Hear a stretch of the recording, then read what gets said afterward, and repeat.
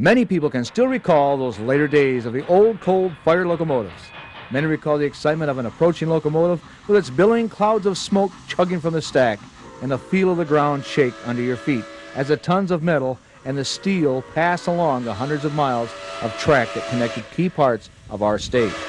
Those tracks are slowly disappearing, giving way to progress, faster and more economical means of transport. The locomotives are being scrapped, except for a precious few under historic restoration. One of those being locomotive number 1225, which is being restored and maintained by a group called the Michigan State Trust for Railway Preservation. This organization is based in Owosso and has successfully restored the locomotive 1225. And that's what this segment is about. The efforts of this dedicated group to permanently preserve this part of our heritage for future generations. Our story begins here in the basement of Charlie Foreman of Grand Blanc. Charlie shares this love of the old locomotive so much so that for the past 40 years or so, he's been capturing on film rare moments of them in operation. Well, I started with 8mm in 1950 and went over to 16mm in 1957. And then in about 1990-91, I quit the 16mm mode and started with the camcorder mode. And your love of the trains goes back when you were a youngster growing up. That's right. My grandfather was a locomotive engineer, and my father took an interest in railroads, and so I guess I inherited the tendency. Charlie's rare footage captured not only the huge locomotives in action, but also the fascination of the people around them. These giants of the railway have captured the respect and admiration of individuals for decades. After our visit with Charlie, we headed to Owosso to talk with those who are actively preserving the locomotive heritage through Project 1225. We talked first with Vice President of Development, Gary Knutson. Project 1225 was founded in 1969 back at the Michigan State University, where the locomotive was on display, by a bunch of Michigan State University students who had an interest in railroading. They wanted to restore the locomotive and operate it. At that time, the thought was to operate it in fan service, excursion service for Michigan State football games. Aha! That didn't materialize. It turned out that it took almost 16 years to restore the locomotive to operating condition, and of course by then most of the students were no longer students. But the organization has evolved over the years, and we're now regard ourselves as a historic preservation organization involved in the preservation of this piece of Michigan's history. We also think it's very important not only to preserve the locomotive itself, but also to preserve the technology involved with keeping this type of machinery running. We also want to preserve the history of the skilled trades movement that was involved in building steam locomotives in the railroad industry, and also to teach young people and future generations about the role that the railroad played in building Michigan's economy and the economy of the entire country during the Industrial Revolution. Yeah, without it, it would have been dead. I mean, right. The automobile industry for just one, right? That's correct. If you think about Detroit for a minute, most of the raw materials to build automobiles does not exist in the state of Michigan. Henry Ford lived here, but in order to build his automobiles, he had to bring raw materials to Michigan, and he also needed a mode of transportation to move his finished products out throughout the rest of the country. Without the steam locomotive and the railroads, that never would have happened. And we think it's very important that we preserve that piece of our industrial archaeology and the history of the transportation industry in this country so that future generations can enjoy it and learn from it. I know 1225 here. I remember as a kid myself going up down the railroad tracks back in the 40s. I'm certain that 1225 was one that went by there with tanks on it during the Second World War. Yeah, that's correct. This locomotive was purchased by the railroad just prior to World War II. It was produced in Lima, Ohio.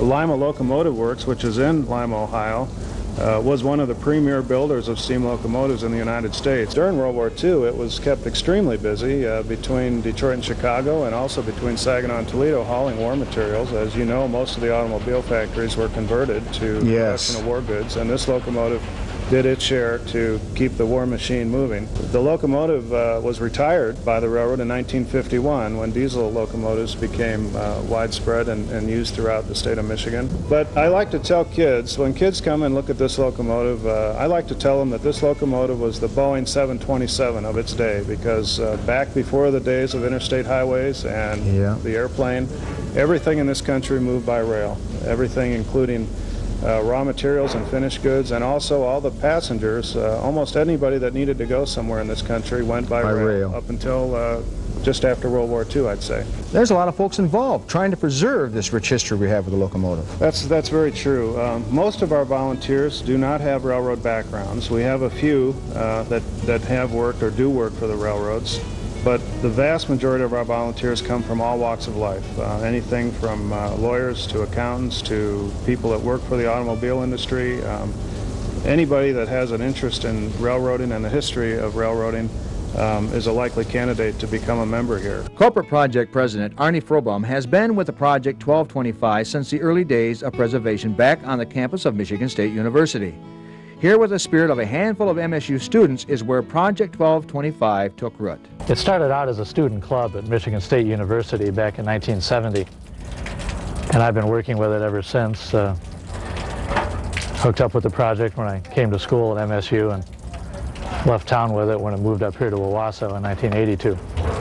While it was sitting there on campus, and you probably walked by it many a time, drove by it, what did Arnie think at the time that he looked at that old locomotive sitting there, and what was your thoughts?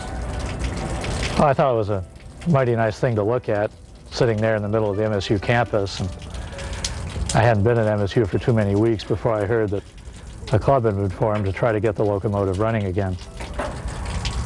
So I joined up because that sounded like a good idea to me, just like it did to everybody else involved. That was before we knew how much work it would eventually turn into. And how much money it would cost to get everything rolling. Yeah, it wound up actually costing just about how much we expected it would, right around $250,000. What we didn't expect is it would take us as long as it did to raise the money and drum up the help to do it. But eventually we pulled it off.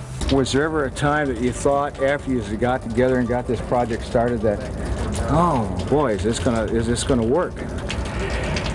Well, we might have had our private doubts from time to time, but we kept at it. We kept adding to the membership of the club. We started with half a dozen students, and it grew pretty fast to 200 or 300 steam locomotive fans from around the country. And right now we're up at around 700 or 800 members in Michigan and elsewhere. But the first goal was simply to get the engine running, which we've done, and we've kept it running off and on now for about 5 years. But ultimately what we want to see the project turn into is something that keeps alive not just the locomotive, but all the knowledge that's represented by the locomotive. Because it takes a lot of different skills to keep the engine running. It takes machinists, boiler repairmen, welders, as well as engineers and firemen, a lot of laborers to do things like shovel up the ashes when we're through here this weekend. One of the things that we want to see the project turn into on a bigger scale than it has already is a place where people can come and see a lot of traditional metalworking crafts still in use and still in action.